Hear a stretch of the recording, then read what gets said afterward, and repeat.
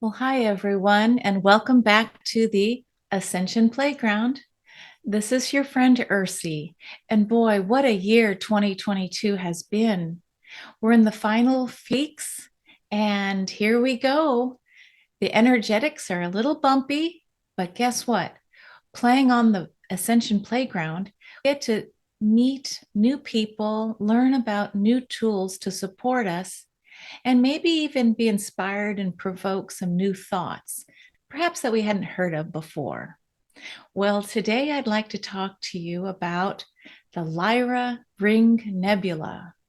Some of us know the Lyra constellation up in the heavens. We may have heard about Lisa Royal Holt's book, The Prism of Lyra. And I can't stop talking about Julia Balaz and her amazing galacticastrochart.com free calculator. So you can see if you have a soul connection to some of these fixed stars and heavenly points. So I prepared a little slideshow for you all. Let's see, in the spirit of inspiration, of showing you some pictures. Here we go. Started playing with this idea of this broader umbrella first about navigational tools to help us as we move more towards a galactic awareness and potentially a galactic consciousness. Some of you, and I know who you are, sometimes that dream time just feels a little bit too real, doesn't it? You wake up and you go, oh my goodness, what was that?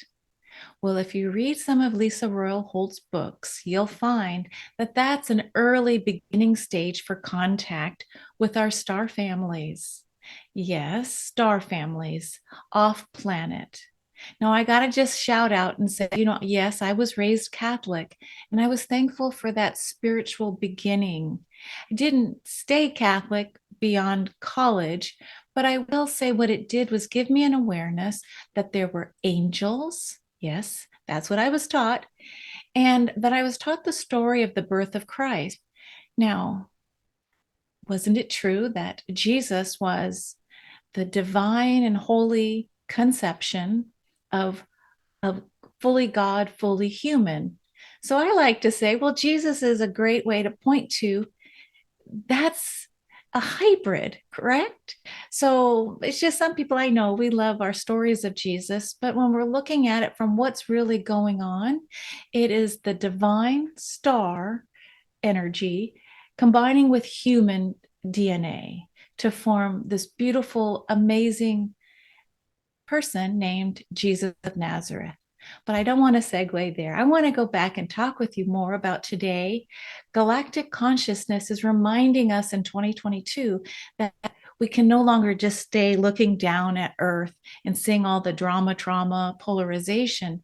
But when we look up into the heavens and remember where we came from, perhaps there's some stories along the way that can inform our path. So let's see. The Lyra Ring Nebula. Look at this picture. It is just stunning. Now, I know some of you like to follow the mysteries and the path of the rose. Look at this. Doesn't this have a floral or almost rose petal-like feeling to it? What we're looking at is basically a star that exploded years ago. And the star is this tiny little white dot right in the center of that blue eye-looking portion, the center of the Ring Nebula. Everything else is basically gas and dust that's pushing itself out and forming some of the most beautiful images in the heavens. The Lyra Ring Nebula. So where exactly is it? This is one of those old star constellation charts I like to use because it's like, all right, where have we been? Where is Lyra? So right above my head, circled in yellow, is the constellation of Lyra. So what is Lyra, right? So here we go. I went to what's called Urania's Mirror or the Book of Stars, and you can find these card decks that have images of each of the constellations or the primary ones. So here's over there is a yellow lyre or a harp. that represents the metaphoric energy of the constellation. Right behind me in black is more of a stylized version of the Lyra constellation. So let's just pause for a moment and just look at this. Its location, we see Draco, the constellation above. Then we have this downward diving swan, Cygnus, next to Lyra. It's just gorgeous. The brightest star, again above my head, the Alpha Lyra star is Vega with a V, Vega. We're starting to learn the stars and their constellations and what the stories are. Now, you just can't help but keep looking at that ring nebula. It is just gorgeous. It looks like the eye of a dragon, the eye of God, a flower. So, where exactly is it? Well, in this picture, we see Vega at the top, the brightest star, and the ring nebula is located, go further down, between two stars, Sheliak and Sulafat. And there's another image above my head which says Beta, which is the second brightest star, Sheliak, and Gamma, which is Sulafat. So Lyra Ring Nebula is also called scientifically M as in Mary or Messier 57. There are numbers with these parts up in the heavens, these points. All right, how did it get called a Lyra Ring Nebula? Well, first of all, the word nebula, if you research it, it's Latin and means a cloud or fog. It could also mean a little smudge or smear. For you artists who like to work with charcoal, it's like a smudgy, okay? So that's what the word nebula, nebulous, it's a little dissolving. But it was discovered by Charles Messier when he was looking for comets. So anything that wasn't a comet, became, I'll put my last initial M or Messier, my whole last name, by a number. So he was discovering this ring nebula back in 1779. Now that number does not escape me because I'm living here as an American, so think 1776. And then just add a few years, 1779. How could he see this nebula? It wasn't perhaps this picture, but he started looking for those comets and, oh, there's something over there. Now there's five, if you didn't know, I didn't know, five different types of nebula. And since I'm very light science, I'm just going to tell you that the Lyra Ring Nebula is one of the five called a planetary nebula. It's one of those misnomers. It has nothing to do with a planet. What it has to do with the planetary nebula is it has the shape, a spherical shape of a planet. So they really need to change that word. Planetary nebula is not a planet. It just has a spherical shape. But what we're seeing, if you read what I wrote, it's the residue of a star, and it exploded thousands of years ago. My goodness. This nebula is about 2,500 light years from where we are now on Earth. I mean, can you imagine? I mean, how far or how much time? See, it's in time now, 2,500 light years. I can barely hit 60 Earth years and go, oh my gosh, cannot imagine 2,500 light years. So we're seeing the shell of a star. Now, what's going to happen is that little white dot that I showed you in the middle, it's eventually going to become what's called a white dwarf star. But right now we're seeing it as a nebula. It's the exploding stage. Hello, Lyra Ring Nebula. And so here I go. If you Google this word for images, look at the gorgeousness. And we're now able to see a little bit closer. But up in the heavens, it does. It looks almost ghostly, doesn't it? I mean, that's just the dust and the gases. But you can see it's like that last gas before it becomes a white dwarf star. All that haze and fuzz will go away, and it'll just be this little white speck.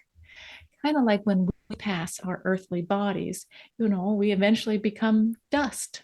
Well, that's what this is doing too. All right.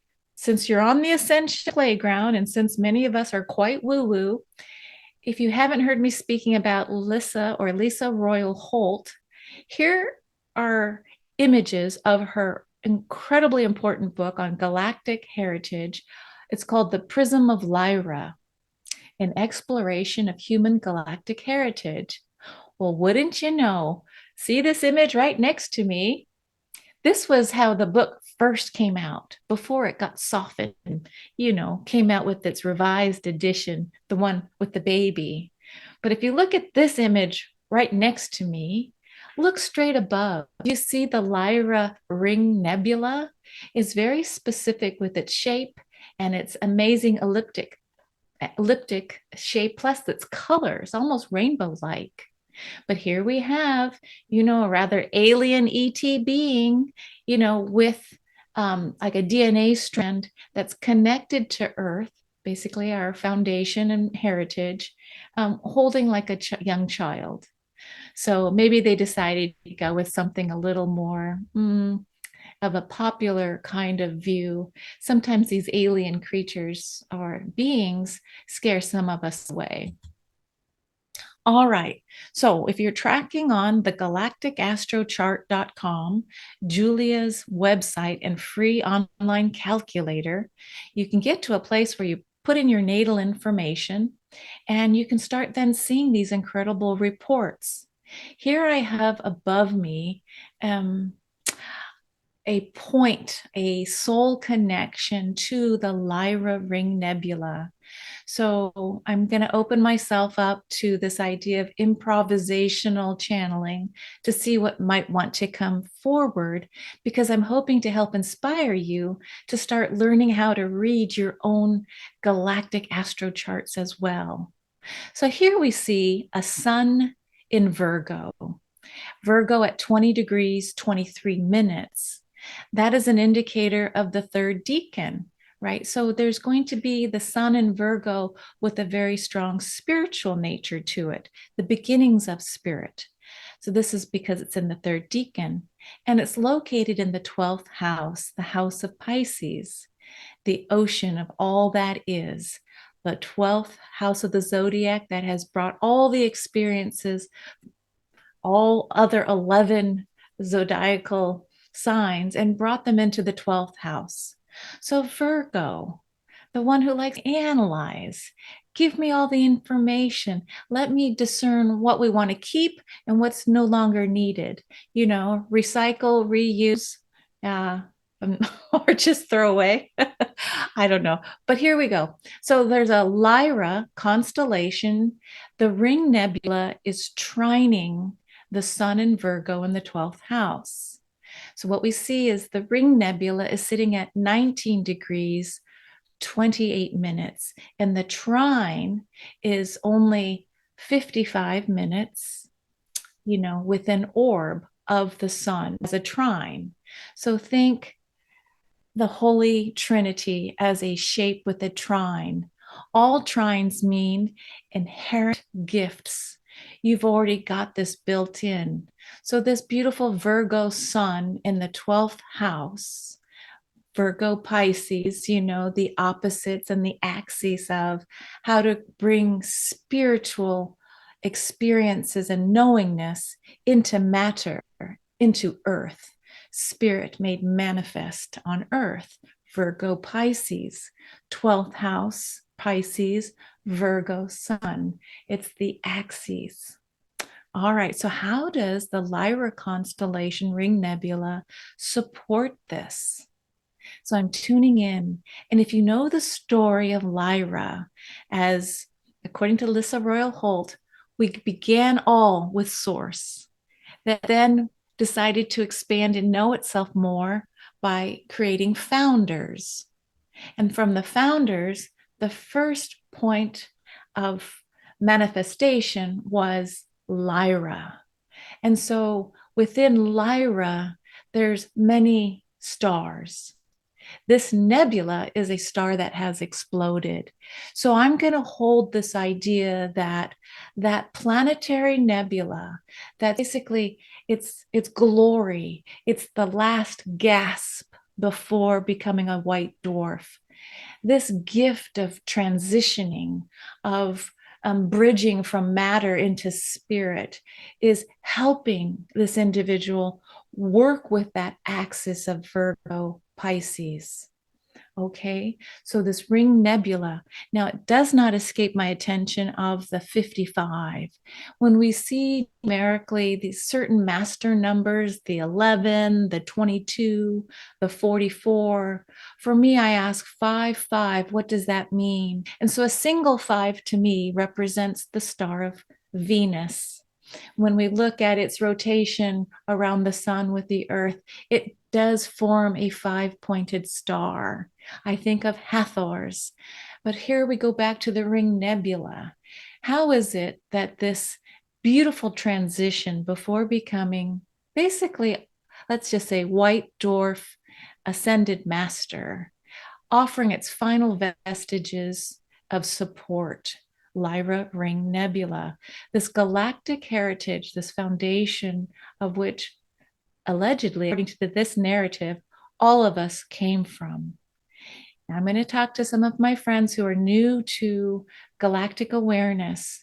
If you were raised like me, we were told you are the children of God.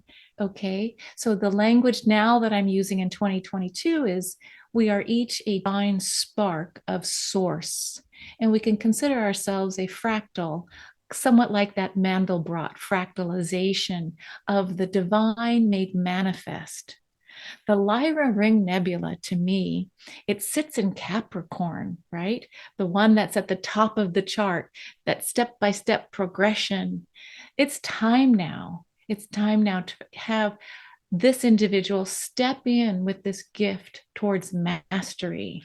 So if I lost some of you, the Ring Nebula and Lyra is sitting within Capricorn in this decade. So you can go check out astrologyking.com and Google Lyra Ring Nebula or learn more about the Lyra constellation. Now, just one more little bit about if you've gotten to your soul connections chart through Julia Balaz, you can see on the moon line, a moon in Pisces, 13 degrees, 27 minutes, house 6, has a sextile to Vega, Vega being the brightest star in the Lyra constellation. I personally am getting a sense that the Ring Nebula and the star Sulafat within Lyra are going to work with Vega, a harmonious energy when I need, or when when Vega is needed, a sextile will bring forward, upon invitation, more support for this grounding within the galactic heritage and our evolutionary path as together we move towards the 5th dimension. Now, on the ascendant line, the third line that you see above me, you can see the ascendant in Virgo at 22 degrees. All of our ascendants are in the first house. This is how other people see us. There's another trine from Lyra, another Sulafat. So it's this idea of the trifecta. Remember the 3, the Ring Nebula, Sulafat, and Vega help to inform the identity, the emotional intelligence within the moon, and the guidance system for how to navigate through the ascendant in this lifetime. Lyra Ring Nebula. I'm just going to scoot back before I end. Let's see, I wanted to show you, in case you were wondering, where is Sulafat? Remember, those are the 2 stars. If you look over here, Sulafat is furthest south and Sheliak is a little above, and right in the middle, between the legs, so to speak, or between the lyre, you've got the Ring Nebula, this little smudge up in the heavens. I want to end by sharing a little story about Lyra constellation, in case you didn't know. And the thought is that Hermes, Mercury, found a tortoise shell. And the tortoise shell, he either went and found some guts and strung them on the tortoise shell, or he used the remains of the turtle and had 7 strings attached to this shell. And come to find out, he could make music by plucking those strings. So that was kind of the first kind of musical instrument. And so, long story short, this idea of vibrational attunement, working with sound for healing. I'm going to pause here for a minute. It looks like someone's at the door.